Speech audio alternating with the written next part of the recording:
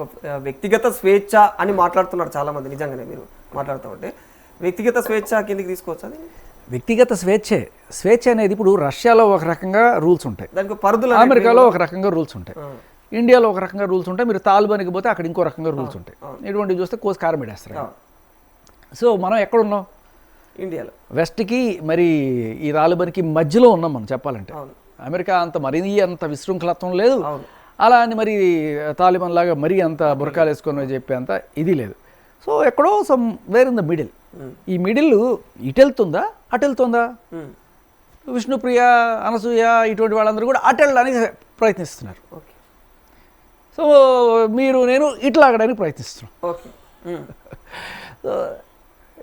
అంటే ప్రపంచం ఎక్కడైనా సరే, అమెరికా అయినా ఇండియా అయినా ఏ దేశం అయినా సరే ముందుకెళ్ళాలి అంటే ఈ గ్లామర్ ఆరబోతలతో వచ్చి చచ్చేది ఏమీ లేదు.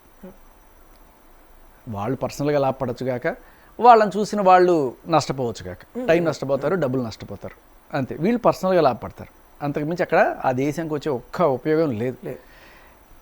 ఇంకా ఈ ఇన్స్టాగ్రామ్ సైట్ వాడు కొంచెం జిఎస్టీలు వాడు గవర్నమెంట్ వాళ్ళు ఇటువంటివి ఇది చేస్తారు తప్ప ఎవరికి లాభం లేదు.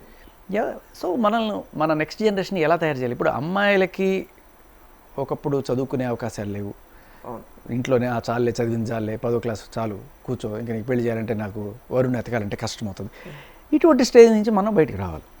వాళ్ళని మంచిగా చదివించాలి, వాళ్ళని జాబ్లు కానీ ఎంటర్ప్రినర్స్ కానీ లేకపోతే బిజినెస్లు కానీ సైంటిస్టులు కానీ ఇటువంటి దారిలో మనం తీసుకెళ్ళడం మానేసి ఇటువంటి వాటిని మనం ఎంకరేజ్ చేయడం అనేది జస్ట్ లైక్ అటెళ్ళాలనుకునే వాళ్ళని కూడా చెడగొట్టి ఇటు పడేస్తున్నాం. అంటే పెంపకం మీద కూడా డిపెండ్ అయి ఉంటుంది అంటున్నారు మీరు. ఇక్కడ ఏం చెప్పాలి? పెంపకమే కాదు, గవర్నమెంట్ గురించి చెప్తున్నాం. పెంపకం వదిలేయండి.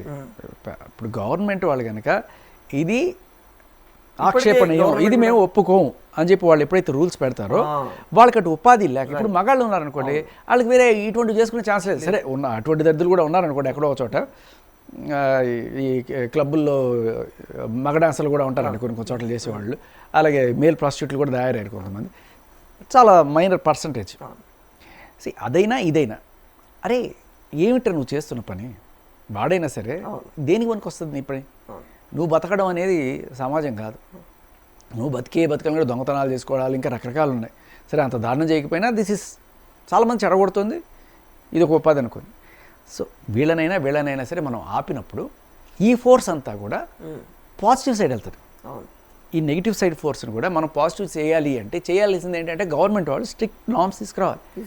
అతను ఎవరో తీసుకెళ్ళి ఒక కేసు పెట్టాడు, ఎవరు ICF సమ్ స్టూడెంట్ ఫెడరేషన్ అబ్బాయి విష్ణుప్రియ మీద విజయవాడలో వెళ్ళి కేసు పెట్టాడు, కంప్లైంట్ ఇచ్చాడు, అది ఎఫ్ఐఆర్ కూడా అయిందనుకుంటా ఐ థింక్.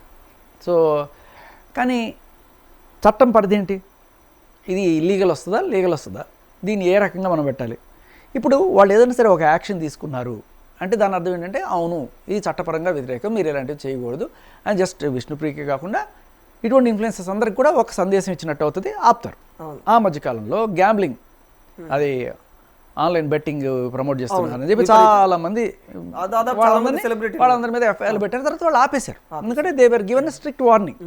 వాళ్ళని ఏమో అరెస్టులు చేయలేకపోయినా కూడా బట్ తెలుసో తెలియకో చేశారు, ఆపేయండి అని చెప్పారు. అలాగే ఇటువంటి వాటికి కూడా మీరు చేస్తున్నది తప్పు, ఆపేయండి అని చెప్పినప్పుడే ఆగుతాయి. మీరు అది చెప్పట్ల, గవర్నమెంట్ వాళ్ళు చెప్పకపోవడం, మీరు నేను నెత్తి నోరు మొత్తుకుంటున్నాం. ఇప్పుడు మంగ్లీ కేసు ఉంది, 9 మంది చచ్చిపోయారయ్యా, దాని మీద కనీసం ఒక సిట్ వేయండి, విచారించడం మనం మొత్తుకుంటాం, ఒక మీడియాగా మనం మొత్తుకుంటాం. కానీ గవర్నమెంట్ చేయకపోతే మనం ఏం చేస్తాం? మీరు నేను వెళ్ళి కూర్చొని నిరాహార దీక్షలు చేయాలి.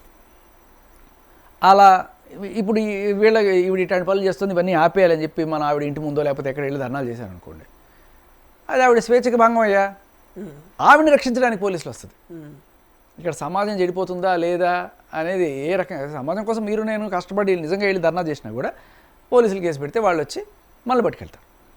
కాబట్టి ఇది ఒకవేళ చెప్పాలంటే చట్టంలోనే ఒక లాయరో వెళ్ళి ప్రశ్నించాలి, ఒక పిల్లి వేయాలి, ఇది ఎందుకని మనం దీన్ని ఆపాలి అని చెప్పి గట్టిగా చేయాలి. ఎవరికి పట్టింది? ఎవరు విజిల వాళ్ళు ఉంటారు అంతే. లేదు అడిగేవాళ్ళు ఉంటారు, కానీ అడిగేవాడు ఒకటి అడిగాడు, విజయవాడలో ఒక అబ్బాయి వెళ్ళి అడిగాడు, అబ్బాయి పేరు నాకు గుర్తులేదు, బట్ వాట్ ఎవర్ అది రైటా రాంగ్ అనేది ఈరోజు దాకా కూడా వాడు చెప్పాల.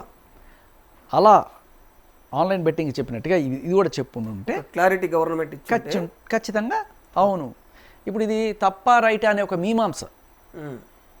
అది చేసుకునేమండి, అది చేస్తే తప్పేంటి, అది ఫ్రీడమ్, వ్యక్తిగత స్వేచ్ఛ. వ్యక్తిగత